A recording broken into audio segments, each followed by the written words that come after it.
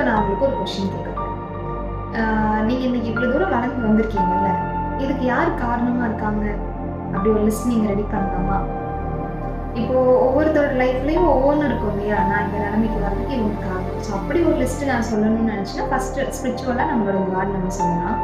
And second thing அப்படின்னு எடுத்துக்கும் போது உங்களோட பேரண்ட்ஸ், நம்ம அம்மா அப்பா அண்ட் நம்ம கூட பிறந்தவங்களா இருக்கலாம், இல்லை நமக்கு கைட் பண்ண நல்ல டீச்சர்ஸாக இருக்கலாம், நம்ம சப்போர்ட் பண்ண நிறைய ஃப்ரெண்ட்ஸாக இருக்கலாம் இல்லையா? ஸோ இவங்க எல்லாம் தான் நம்ம மேலே வர்றதுக்கு நம்ம கூட உறுதுணையாக இருந்த ஒரு நல்ல அடிச்சுவடுகள் அப்படி கூட நம்ம வச்சுக்கலாம்.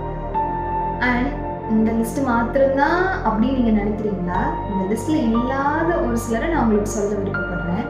ஃபர்ஸ்ட் திங், நீங்கள் பட்ட அவமானங்கள். நிறைய இடத்துல நீங்கள் அவமானப்பட்டிருக்கலாம், தலை குனிஞ்சு நின்றுருக்கலாம், இந்த இடத்துல நான் ஒதுக்கப்பட்டிருக்கேன் அப்படி கூட நீங்கள் ஃபீல் பண்ணுற ஒரு சுச்சுவேஷன் வந்திருக்கலாம்.